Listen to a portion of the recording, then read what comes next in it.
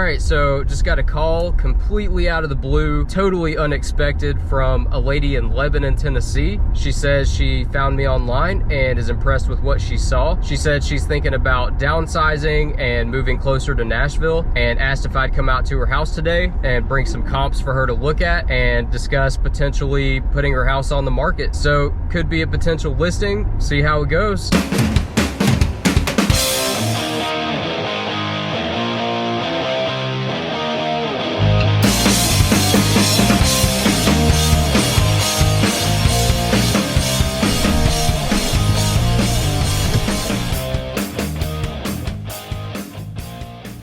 All right, that went really well. I like this lady. I feel like we had a good rapport. Our personalities matched up. She walked me through the house, showed me what all she's done to it, what all she's gonna do to it. Incredible house, by the way. 3 bedrooms, 2 baths, a little over 1,400 square feet. Nice layout, a nice eat-in kitchen, and the backyard is amazing. It literally looks like a park in the backyard. So we walked around, we sat down at the kitchen.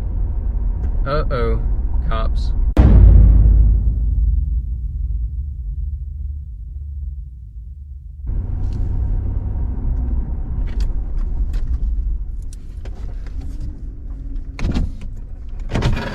Yes, sir. What are you doing, man? It's 15 back here. You're running at least 30, 35. Was I? Yeah. Could have sworn I was doing like 20. Dude, that's not 20. I've been doing this for a long time. Go over there to the side. That way you're out of the lane of travel. Straighten up something and get your license, insurance, and registration out for me. Oh, man. See what you got. There you go. You live in That's correct. Well, man, you ought to see me down there all the time. I see this car all the time down there. You do? Yeah. You patrol down there a lot? Man, I'm writing tickets down there like I am out here. I believe it, yeah. Listen, what are you doing with this Crown Vic? Bought it like this. Who had it before you did? What? It was a retired cop in Ashland City. Okay. And Don't tell them what department it came from. yeah. Listen, man, gotta slow down. From one end to the other is 15 miles per hour, and every one of them say 15 mile per hour Park Road. You even had a flashing one at you. Did you see that one? I did, yes sir. What were you doing when you hit it? Be honest. I think I was doing about 20-ish. 20? Which, yeah, under 30. I know you were going over 50. Yeah, I mean, I won't argue with that. Listen. Absolutely. Slow it down on my road. I'm gonna give you a verbal today. I appreciate that. I just cleared that call with her. I got to get turned around and start heading that way. But listen, Okay. slow down. Pay attention to the speed limit signs, okay? Absolutely. Apologize. Very much. Thank you.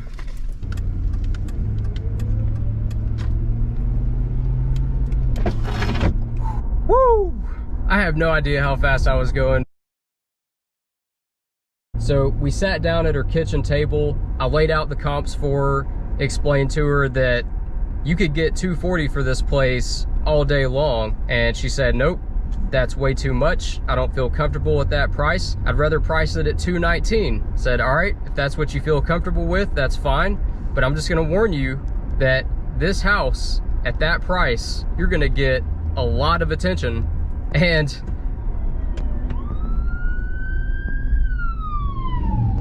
that's that same cop. Dude, I cannot escape this guy. Anyways, how many times am I gonna get interrupted by cops?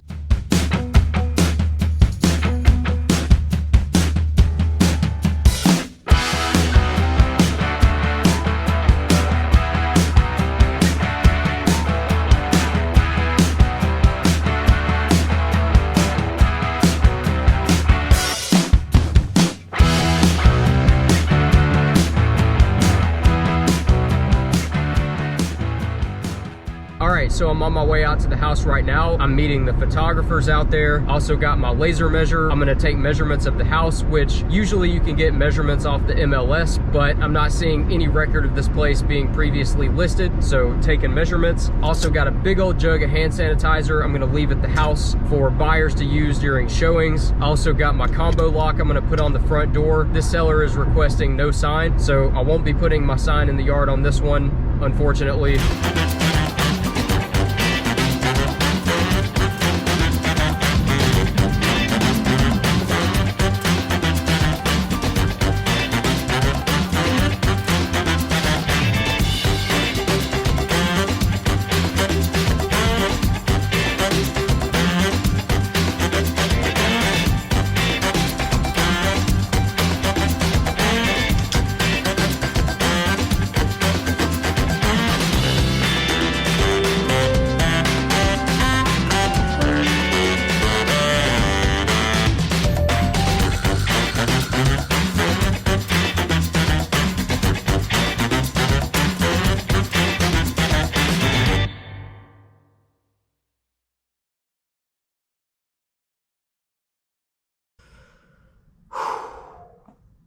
The amount of showings that have already been scheduled for this place is on a scale that I've never seen before. My phone has almost literally been ringing nonstop all day. Here's a small glimpse into what it's been like since 7 o'clock this morning. And keep in mind, this is only a small fraction of the amount of calls and texts I've received today. Derrick Harding. Hey, this is Derrick Harding calling you back. Pretty good. How about you? Derrick Harding. Pretty much what you see is what you get. So yeah, that's pretty much what it's been like constantly all day long. And we're only halfway through the day.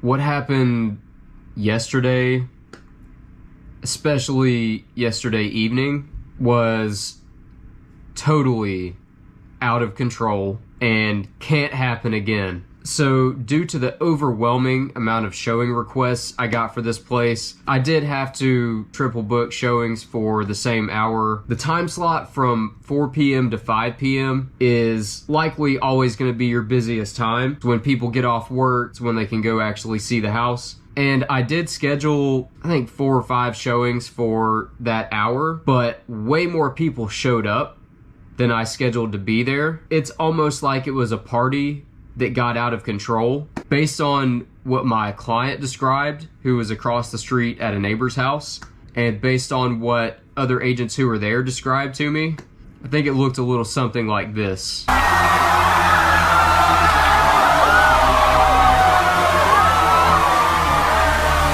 Maybe not quite that dramatic, but agents who were there did describe it as a party.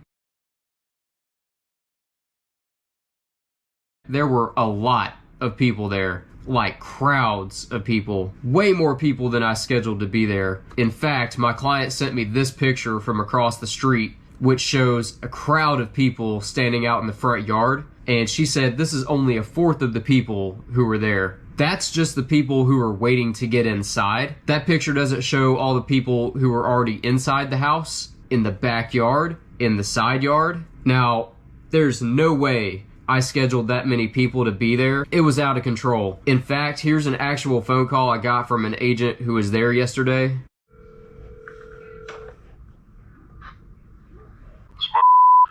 Hey, this is Derrick Harding returning your call.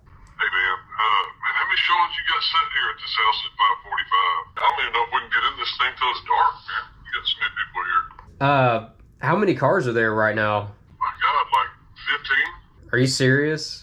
Man, I'm not kidding. They're all the way down the street, down into the dead end down there. I'm parking in front of the next house. That's the closest place I got to park. 15 cars? That's shouldn't be that many people there. Yeah, we've got several booked up for this hour, but for there to be like cars lined down to the end of the street, seems like more than there should be. Gotcha.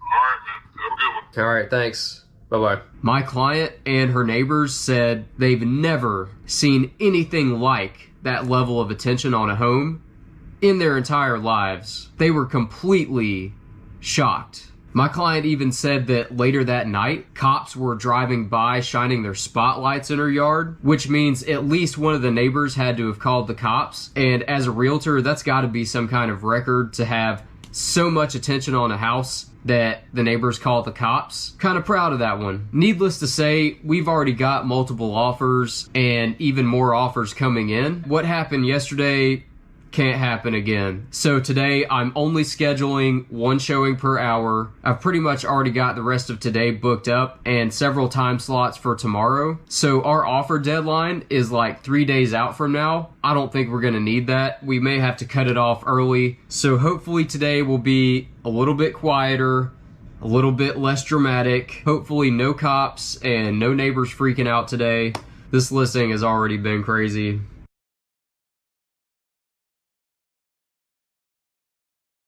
All right, it's officially day 3 on the market. Thankfully, yesterday went way smoother than day 1. However, today I'm being faced with a totally different issue. So when I first listed this home on the MLS, I knew it was going to be busy, so I set an offer deadline for 7 days out. And due to the overwhelming amount of attention, the overwhelming amount of showings, and the multiple offers we've already received, my client has decided that she wants to shut it down early and move the offer deadline from 3 days from now to tomorrow morning. Here's why that's an issue, is because there's multiple showings scheduled for the next 3 days that now I'm gonna have to call those agents and say, sorry, you missed out. And what my client told me is, even more than the money, what's more important to her is finding somebody who really loves the house and somebody who she feels like will really take care of it. She feels like that if they haven't made an effort to see it in the first 3 days, then they don't care about it as much as somebody who went and saw it on day 1. So that's how she feels about it. At the end of the day, it's her house. It's her opinion that matters. And if she wants to shut it down early, that's what we're gonna do. So I'm getting ready to make some phone calls. Hey, this is Derrick Harding, listing agent for Drive in Lebanon. Just calling you in regards to your showing on Saturday. My seller has decided to shut it down early, and we're moving the offer deadline to 10 a.m. tomorrow. Okay, that's fine. All right, I've let client know. We'll probably send one in here shortly.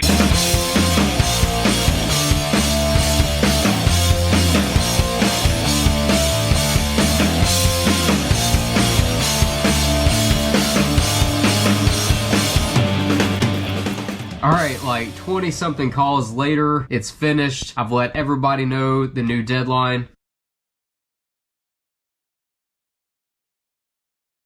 All right, it's the next day, the offer deadline day, the new offer deadline day. We've got offers pouring in. I've had several calls from agents literally begging me to hold off, don't accept anything until we've received their offers. Changing the offer deadline on such short notice, it's causing a bit of craziness. So I'm gonna give it about an hour after our deadline to let some of the late ones come in. You know, I still want to give everybody a fair shot. So here in about an hour or so, I'm gonna send my seller the rest of the offers I've received. She's gonna look over them and decide which one she wants to accept, or if she wants to send a counter offer, we may go that route. Either way, one of these buyers' offers is gonna get accepted, and we're gonna get this place under contract today. So I'll check back in about an hour or so and get this one wrapped up. All right, it's a little later in the day. We've received all the offers we're gonna receive. As far as I know, there's no outstanding offers. So we've received a total of 10 offers, all of which I've emailed to my seller. She's looking over all the offers right now. She's pretty sure she knows which one she wants to accept. Sounds like we are gonna be sending a counter offer to that buyer. There's just a few minor tweaks we wanna make to the offer. This is an important lesson for you guys, for potential buyers, agents, who may be watching this. It's not always 100% about the price. We listed this house at $219,000, and one of the offers we received is for $260,000, $41,000 over asking price. And my seller is getting ready to turn down that offer to accept another offer for $225,000, which is only $6,000 over asking price, which means my seller is leaving $35,000 on the table. The reason for that is shortly after we listed this home, this buyer actually showed up to the house without his agent just to kind of scope it out. My seller saw him walking around the property. She intercepted him and they got to talking, told her how much he loved the house, how much he loved the property, and that really solidified it for her. She decided if this guy sends an offer, that's the one I want to accept. And of course, she seriously considered all the other offers we got, but deep down, that's the one that she knew she wanted to accept. And he did send in an over ask offer. Granted, it wasn't our highest offer, but she's happy with the price he offered. And, you know, of course, we don't have to worry about it appraising at that price. It could appraise for way more. So with all that combined, that really made the decision for her. But like I said, there's just a few minor things we want to tweak to the offer. Because she is declining an offer for $35,000 more than that, she wants to send him a counter offer that says the inspection is to be pass-fail. So I'm going to get ready to call this buyer's agent and discuss the counter offer with her. What I didn't tell any of these other agents is before we listed this house, I actually paid to have an inspection done on it. My seller wanted to get an inspection done before we listed it, so that way there wouldn't be any surprises when the buyer had their inspection. And the inspection only revealed like 4 or 5 very minor things, so that should give the buyer confidence that there's not going to be any major repairs that need to be made or anything like that. So I'm getting ready to call this agent and go over the counter offer with her. And if her buyer's cool with it, then I'll send him the counter offer to sign and we'll officially be under contract. Hey, I think you said yes, he would be up for the pass-fail inspection. All right, perfect. Sounds like we got a deal.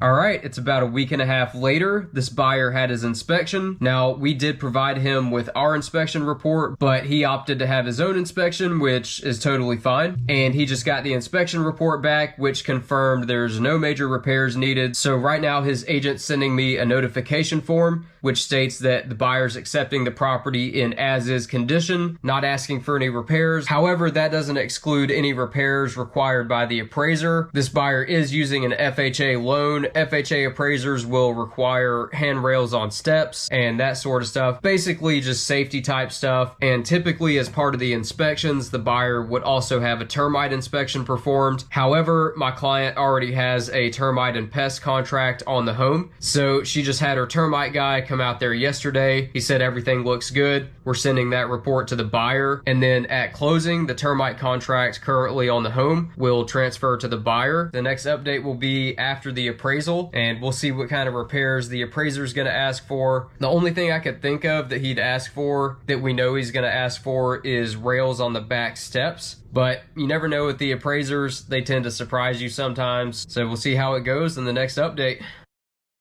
You know what? And I just thought of something. You know, throughout certain deals, you'll notice common themes develop. And I've noticed a common theme throughout this deal, which is cops. There's been so many cops involved in this deal already. First, I get pulled over on my way back from the listing appointment. Get your license, insurance, and registration out for me. And then after the home is listed, while we're having showings, the neighbors call the cops. This buyer is a cop. The buyer's agent is a cop. And the inspector they used is also a cop. I'm just thinking, how many more cops are going to be involved in this deal before it's over? I'm almost scared to find out.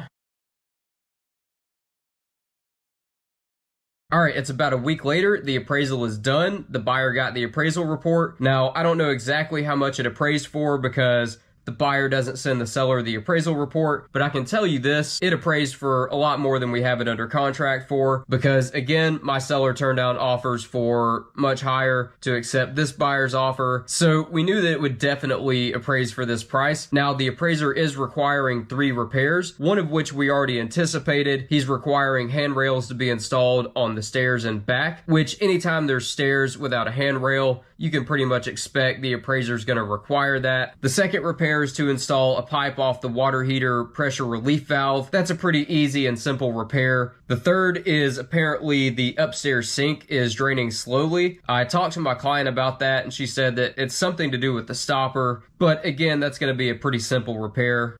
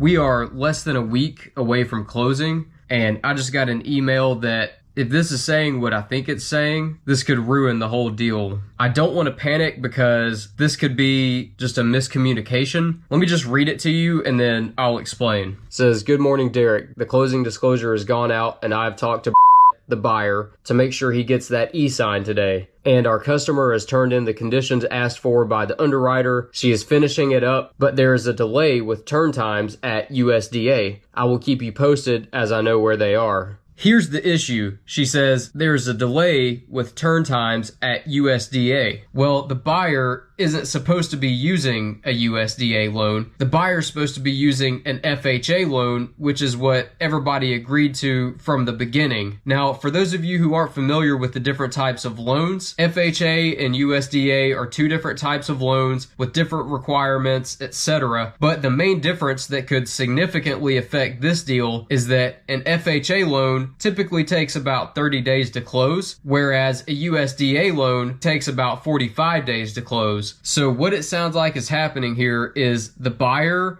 and the buyer's agent have conspired to switch loans without telling me and without telling my client. I can tell you right now, my client would never agree for this buyer to switch to a USDA loan because she knew that those could take weeks longer to close. And now I'm finding out less than a week before closing that this buyer behind our backs has switched to a USDA loan, potentially delaying the deal by weeks. So I'm about to call this lender to confirm that the buyer did switch to a USDA loan. And if that is the case, then I'm gonna have to tell my client, and I can tell you right now, she's gonna be pissed. I just got off the phone with my client. She is furious. She literally said, "I am furious." My client feels betrayed by this buyer, considering she turned down offers for much higher to accept his. And then without telling us, he goes and totally switches the terms of the offer. She's basically given this buyer an ultimatum and saying either switch back to FHA by the end of the day or she's canceling the deal.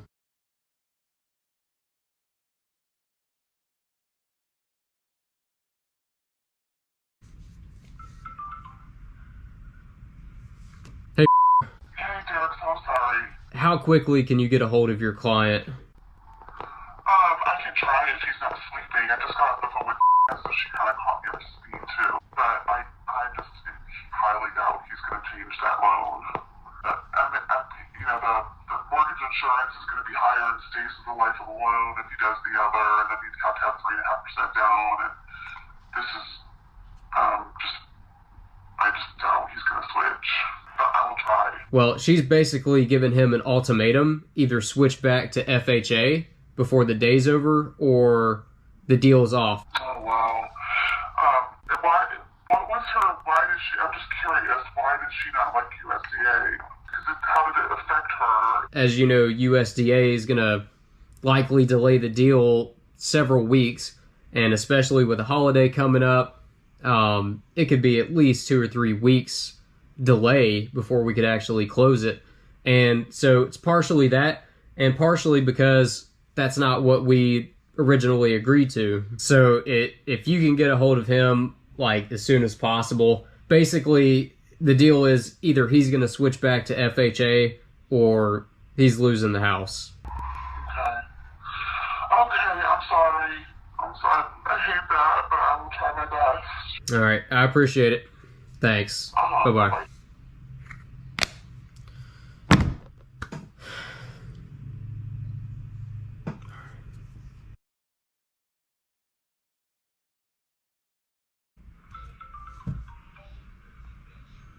Hey. Hey, Derrick. Okay, so my client is super upset, of course, and as yours is.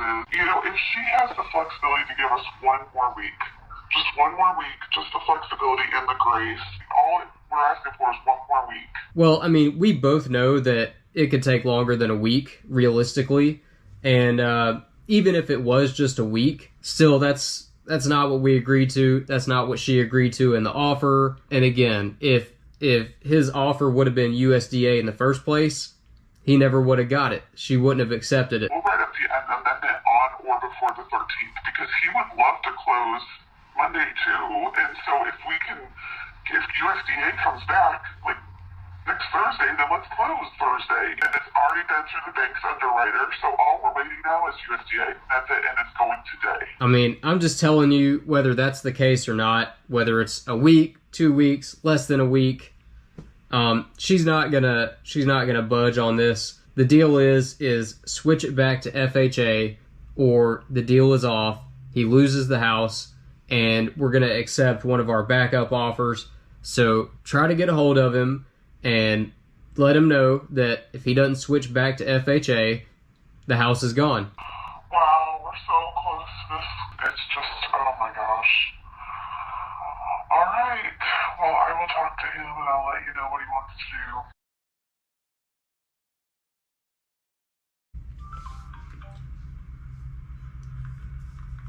Hey.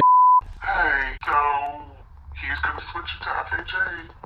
I wish to God he would just walk. I'm so upset with her. All right. We'll let her know. Thank you very much. Bye-bye.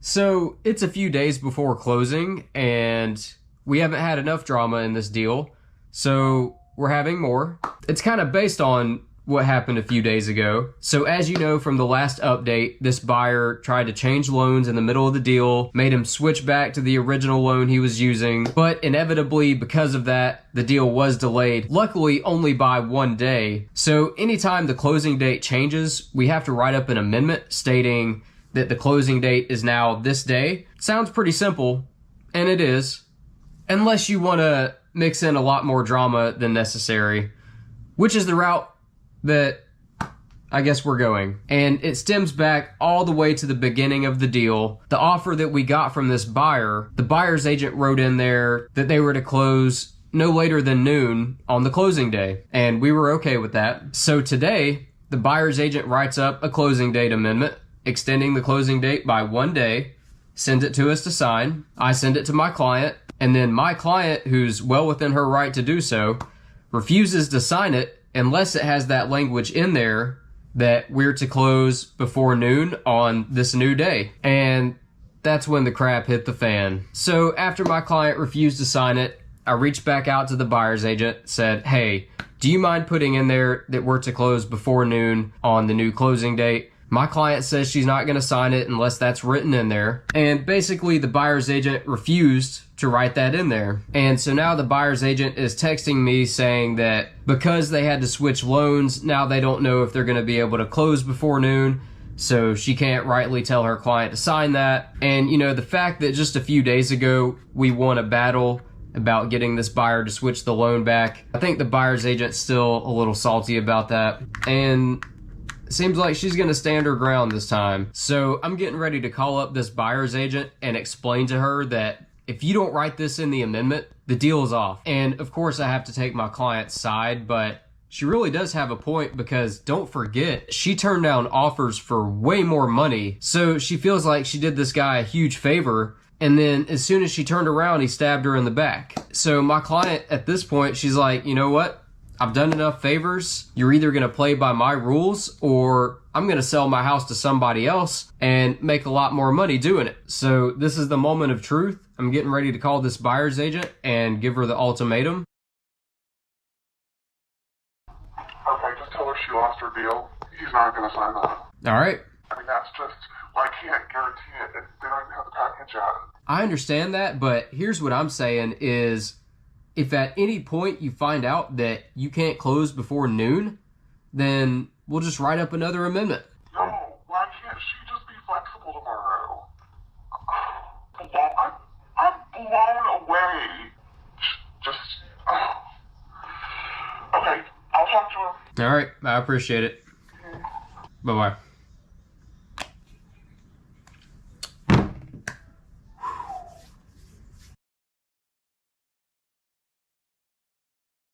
Victory again. Not 10 minutes later, she just sent me the amendment, signed by her client.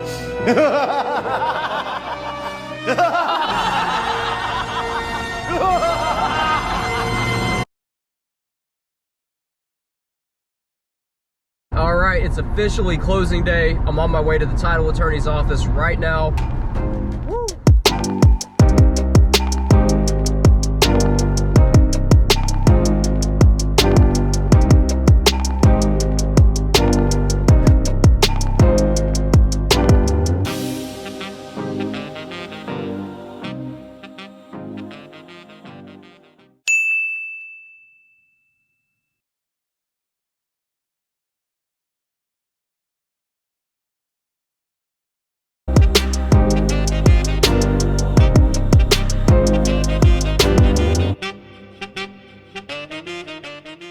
And just like that, we are closed.